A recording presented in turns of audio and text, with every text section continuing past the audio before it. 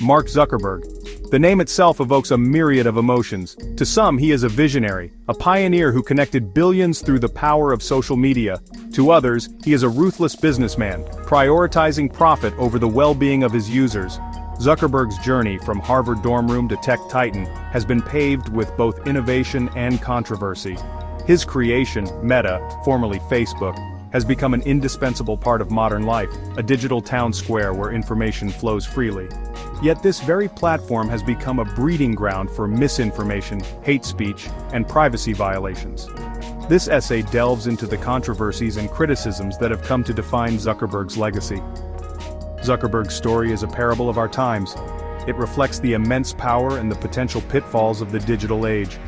As we navigate this new frontier, it is imperative to critically examine the impact of social media on our lives. How much power should tech giants wield? What responsibility do they have to safeguard our data and ensure the veracity of information shared on their platforms? These are questions that will continue to be debated as Meta and its enigmatic founder chart the course for the future of online interaction.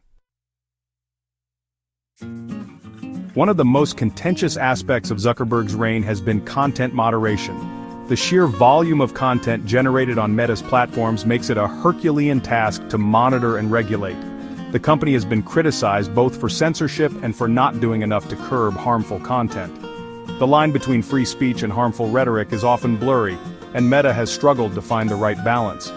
The COVID-19 pandemic brought this debate to the forefront.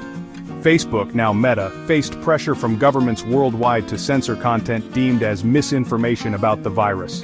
Zuckerberg initially resisted, arguing for the free flow of information.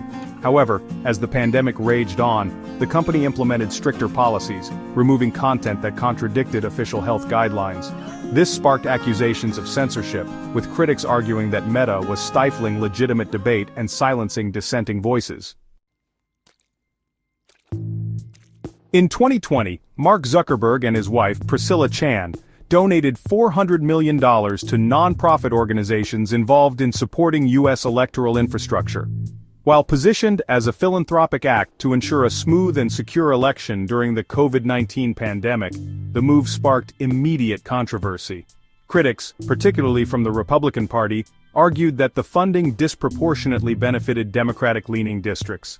They claimed it was an attempt to influence the election outcome, raising concerns about the influence of tech billionaires on democratic processes.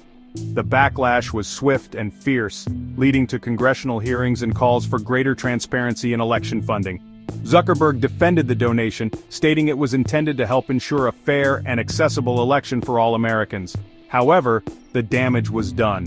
The controversy fueled distrust in both Meta and the electoral process itself. It highlighted the fine line between philanthropy and potential political interference, further complicating Zuckerberg's public image.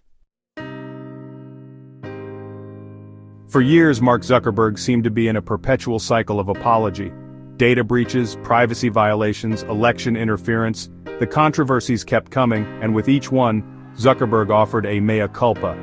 He testified before Congress, admitted mistakes, and promised to do better. However, these apologies began to ring hollow for many. Critics argued that they were more about damage control than genuine remorse, and that Meta was not doing enough to address the root causes of its problems. By 2024, Zuckerberg appeared to have reached his limit. In an interview, he declared he was done apologizing for Meta's past. He argued that constantly taking responsibility for societal problems was a mistake, and that public apologies had done little to quell the criticism. This declaration marked a shift in Zuckerberg's stance. He seemed to be acknowledging the limits of apology and the futility of trying to please everyone. Whether this new approach will appease critics or simply fuel further accusations of arrogance remains to be seen. Section 5. Data Privacy, a Digital Minefield. From the Cambridge Analytica scandal to accusations of selling user data, Meta has been embroiled in data privacy controversies since its inception. The company's vast trove of user information collected through its various platforms has been a constant source of concern for privacy advocates. Critics argue that Meta's business model is built on exploiting user data for targeted advertising, and that the company has not done enough to protect the privacy of its users.